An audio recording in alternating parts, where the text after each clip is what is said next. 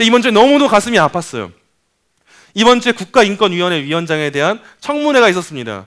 근데 이걸 보면서 제가 너무 가슴 아팠던 게, 한 사람의 기독교인이 기독교인으로서 자기 신념을 말할 때 그거에 대한 조롱이 얼마나 극심한가를 정말 잘 마주한 시기였던 것 같아요. 이번에 그래도 다행히 위원장으로 안창호 위원장이 이제 세워지긴 했는데, 이 청문회 답변서입니다. 이 내용은요. 질의한 국회의원들이 있고 답을 하는 거예요. 질문의 내용이 뭐냐 이거예요. 후보자는 2022년 교육과정 수립 과정에서 창조론을 교육과정에 반영하라는 상당수의 민원을 국가교육위원회와 교육부가 교육과정에 반영하지 않은 것이 종교의 자유를 침해하는 것이라고 생각하는가? 이렇게 대답한 거예요. 개인적으로는 교육과정에서 진화론을 가르친다면 창조론도 가르쳐야 한다고 생각합니다. 여러분, 맞는 말 아닙니까? 이게 당연한 상식 아니에요? 우리가 이 나라라고 하는 시스템 안에서 아이들한테 어떤 과학적인 지식을 가르친다, 창조에 관한 걸 가르친다라고 할 때 진화론이라고 하는 하나의 이론만 과학이고 정답이야라고 가르친다면 그게 독재예요, 여러분. 그게 우리를 같은 사회 안에서 일종의 조작 현상을 만드는 겁니다. 그러면서 이런 자기 신념을 가지고 이런 다양한 창조 이론에 대해서 설명할 필요가 있습니다라고 말하는 게 잘못된 거고, 기독교인으로서 억울한 막 꼴통짓을 한 거예요. 아니에요, 여러분. 다양한 창조 이론들이 있단 말이에요. 지금 이분이 창조론만 맞는 거니까 창조론만 가르쳐야 됩니다라고 말했습니까? 그랬다면 국가인권위원회 위원장이 될 때 어느 정도 모순이 되고 좀 잘 맞지 않는다라고 하는 입장이 있을 수 있어요. 자기의 신념만 정답이라고 가치관에 내세우는 사람이라면 그것 또한 이 공직자로서 정당하고 좋은 행동은 아니란 말이에요. 근데 이분이 균형을 가지면서 말하는 거예요. 진화론을 가르치고 있다면 창조론도 가르쳐야 한다고 생각합니다. 이 정도 의견도 못 내세웁니까? 또 다른 내용이에요. 후보자는 2021년 국제 크리스천 스쿨에서 간증을 하면서 학교에서 무비판적으로 진화론을 배우는데 배울 필요가 없다. 왜냐하면 진화론은 하나의 가설에 불과하다는 발언을 함. 그렇다면 학교 교육과정에서 진화론을 빼야 한다는 입장인가? 또 창조론을 가르쳐야 할 필요성이 있나? 이런 질문에 대해서 이렇게 답변한 거예요. 진화론은 무생물이 최초의 생명체로 형성되는 것을 전제로 하는데 그 생명체의 오묘함과 섬세함, 그 전제에 대한 현대 과학의 충분한 설명이 없는 것으로 알고 있습니다. 저는 아무리 상식적으로 이해해도 제 정치 성향 다 배제하고 제가 이 문장을 보았을 때 이게 상식에 어긋나는 말인가라고 하는 생각이 들어요. 과학자들이 무조건 진화론이라고 다 과학이라고 받아들이고 있는가? 현대 과학자들이 그렇지 않은 부분이 너무도 많거든요. 현대 과학자들도 이 창조의 놀라움과 설계를 보면서 깜짝 놀라면서 진화론은 가설이다라고 하는 사실 인정합니다. 진화론에게 전제가 있다면 그 뭡니까? 우연이라고 하는 시간이 있어야 되고 우연이라고 하는 시간 가운데 미생물이 먼저 존재해야 돼요. 그것이 있었을 때 우연히 충돌이 일어나야 되고요. 빅뱅이 일어나야 되는 것이고요. 근데 생각을 해보라는 거예요. 이건 다 가설이에요. 정확하지가 않습니다. 추론이고요. 그건 애초에 미생물은 어디 있었는데요? 어떻게 만들어졌는데요? 애초에 빅뱅이 있기 전에 그 이전에 있었던 그 질서체계는 어떻게 만들어진 건데요? 이거에 대해서 과학적으로 설명할 수 있는 사람이 단 한 사람이냐고 있느냐는 거예요. 그렇기 때문에 우리는 진화론을 가르칠 때 학교에서는 여전히 가설이라는 말에 붙이지 않으면 안 됩니다. 가설이라고 하는 말이 붙는 그 순간 이 말은요, 과학적이라고 하는 말을 붙이는 게 굉장히 모순이 돼요. 과학이라고 하는 것은 이것과 이것을 더했을 때 이것이라는 결과가 나온다는 것을 밝혀내는 과정이고 추론하는 과정이죠. 어떤 전제 조건을 파악하는 거죠. 분별하고 분석하는 거고요. 근데 진화론을 설명할 때 창조 세계 이후에 이렇게 됐을 것이다. 과학적으로 추론하는 것까지 뭐 어떻게 한다고 해봐요. 근데 이전에 있었던 그 전제 조건에 대해서 과학적으로 설명할 수가 없을 때 이것에 대해서 진화론은 신앙이 아니라고 말할 수 있겠냐는 거예요. 진화론은 분명한 신앙이 있어야 됩니다. 애초에 빅뱅이 있기 전에 어떠한 미생물 체계가 있어야 된다는 믿음이 있어야 되는 거예요. 그건 과학적으로 밝혀낼 수 없으니까. 그런 관점으로 볼 때 진화론과 창조론이 둘 다 신앙이 아니라는 보장이 어디 있습니까? 우리가 창조론을 믿는 게 신앙이라면 진화론도 신앙이란 말이에요. 그 신앙 체계를 가지고 이야기를 했는데 이게 문제가 되는 시대가 됐다는 거죠. 다른 질문이에요. 후보자는 2020년 8월 포괄적 차별금지법의 실체 바로 알기라는 세미나에서 차별금지법 제정이 공산주의 혁명으로 간다고 발언한 바 있음. 이 발언의 뜻이 무엇인지 설명바람.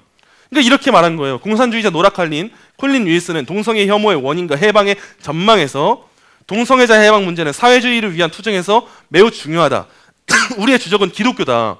기독교를 끝장내지 않고는 자본주의를 끝장낼 수 없다고 하는 등 많은 문화 막시스트들은 동성애자가 사회주의 혁명의 수단이라고 주장했습니다. 팩트를 가지고 이야기를 한 거예요, 지금. 이런 관점에서 차별금지법이 공산주의 혁명에 이용될 수 있다는 우려를 표현한 것입니다. 그냥 아무 근거도 없이 감정적으로 공산주의 이렇게 되는 거니까 동성애자 안 됩니다가 아니라 아까 오스카 와일드에 대한 설명에서만 보듯 알 수 있듯이 동성애는 동성애에서 끝나지 않는다는 것이 역사에서 수없이 많이 밝혀져 있어요. 동성애자가 결국 내세우고 차별금지법이 제정될 때 행해지는 일이 뭡니까? 도덕에 대한 절대 가치가 사라지는 거예요. 그리고 그 차별, 동성애자를 차별하지 말라고 하면서 어떤 차별을 합니까? 종교의 자유에 대한 차별이 임하게 되고 표현의 자유에 대한 차별이 임하게 되는 거예요. 그래서 미국과 영국에서 목사님들이 동성애에 대해 설교하다가 체포되고 감옥에 수감된 예시가 세계에 있는데 그걸 가지고 이야기할 때 그게 잘못됐다라고 말할 때 이건 무슨 사실 가치를 두고 말하는 거예요. 하나 더 있어요. 후보자는 국민들의 건강한 성생활을 위한 성교육을 어느 연령대부터 누가 어떤 내용으로 실시해야 한다고 생각하는지. 그러니까 존 스튜어트 밀은 국가에 의한 획일적 교육을 반대하고 간디는 진정한 교육은 오직 부모에 의해서 주어진다고 했습니다. 지금 기독교인을 가지고 예시를 든 것도 아니에요. 사회 일반적인 상식으로 예시를 든 거예요. 많은 학자들은 종교교육, 윤리교육, 성교육과 같은 자녀의 가치관과 세계관과 관계되는 교육은 부모가 주도적으로 해야 한다고 했습니다. 학생들에 대한 성교육이 필요하다면 학교에서 부모에게 성교육 관련 사항을 전달하고 부모가 자기 가치관과 세계관에 따라 자녀를 교육함이 상당합니다. 굉장히 이성적인 판단 아닙니까? 학교에서 분명 자녀들을 가르치고 성교육할 때 지금 우리 기독교인들의 자녀들이 있는데 그 자녀들한테 피임법만 알려주고 있고 너네 성관계 해도 된다고 알려주는 시대가 된다면 그거야말로 인권을 해치는 게 아니냐는 거예요. 그때 인권위원장이 이런 말을 해야 되는 게 상식이지 않습니까? 상식이 안 통합니다, 여러분. 지금 시대는요. 이제 이런 종교의 가치관을 인정해주고 존중해야죠. 우리도 다른 종교라고 비판하고 인정하지 않습니까? 기독교가 인정하지 않냐고 차별하냐고요. 저는 동성애자들을 사랑해요. 그들의 행위에 대해서 죄라고 지적하고 회개할 수 있는 길을 열어주는 거지. 그 영혼을 사랑하기 때문에 외치는 거지. 그 사람 개인에 대해서 그 사람의 인권을 보장하지 않으면서 그렇게 따라 살아가는 것이 기독교가 아니라고요. 만약 기독교인 중에 그런 기독교인이 있다면 그들의 인권을 해치고 그들의 말살하고 혐오 표현하는 기독교인들이 있다면 그들이 잘못된 거예요, 여러분. 우리는 그들이 잘못됐다고 가르쳐야 돼요. 그들한테 혐오 표현을 막 하고 인간 대 인간으로서 그들을 미워하고 돌을 던진다면 우리는 그 모습에 있어서는 잘못됐다고 말해야 돼요. 하지만 우린 그들을 사랑하기 때문에 그들의 죄에 대해서 절대 진리와 자유에 대한 문제에 있어서는 명확한 노선을 짚어줘야 된다는 거예요. 근데 이런 사회 문화 가운데 우리 아이들이 학교에서 배워오는 성적 가치관이 뭐겠습니까? 이런 말 했다고 난리 나고 뒤집어지는 이 시대 가운데 우리 아이들이 어떤 성교육 받아오겠어요? 이런 인권위원회 이 위원장에 대한 청문회가 있고 나서 수없이 많은 뉴스들이 쏟아져 나왔어요. 제가 썸네일 몇 개만 가져온 거예요. 썸네일 하나 보면 MBC 뉴스예요. 와, 무슨 목사 뽑나 청문회 하다 경화. 실제로 이 고민정 의원이 했던 말이에요. 무슨 목사 되려고 왔냐고. 목사님이라도 되냐고. 이 발언 여러분 문제 있다 생각 안 하십니까? 기독교에 대한 비판이고 조롱 아니에요. 이거야말로 혐오 표현 아닙니까? 기독교에는 꽉 막힌 사람이고 말이 안 통하는 사람입니다. 국회의원이라는 사람이 와가지고 그렇게 기독교에 대한 아무 말도 안 하고 있는데 우리 기독교가 관심도 없고 기독교와 예수님이 조롱당하고 있는데 편안하게 커피 마시면서 아무런 관심도 없고 내 자녀 괜찮으니까라고 하고 있다면 제정신이에요, 그게. 죄송합니다. 이런 표현 죄송하지만 전 너무 속상한 거예요. 또 이 중에서 이 사람 김성애 의원이에요. 김성애 의원은 이 창조론에 대한 말을 했다고 온갖 욕설을 막 다 하면서 당신은 뭐라고 말했냐? 보수 기독교 탈레반주의자다. 탈레반이 뭡니까, 여러분? 테러리스트들이잖아요. 생명을 아낌없이 막 죽여버리는 사람들이잖아요. 근데 나는 창조론을 믿습니다. 내 종교적 신념이 그렇습니다라고 말하는데 당신은 보수 기독교 탈레반주의자다. 이 사람 어떤 사람인지 아십니까? 미국에서 신학교 나온 사람이에요. 미국 신학교에서 목회학 석사과정을 졸업한 사람이고 이 사람이 어디서 일했는가를 아셔야 돼요, 여러분. 언론사에서 항상 하는 게 뭔지 아십니까? 기독교 안에서의 비리를 그렇게 막 밝혀내요. 수없이 많은 그 스캔들을 막 터뜨려요. 그러면서 교회 안에서의 권력층에 대한 이야기를 계속하고 지금도 계속 여성 사역자의 권위를 막 하면서 이야기를 하고 교회 안에 남녀 차별이 너무너무 많다. 이런 기사를 수없이 퍼뜨리는데 제가 교회 안에 있었던 부조리를 부정하는 게 아니에요. 그 부조리는 인정해야 될 아픈 부분인 거죠.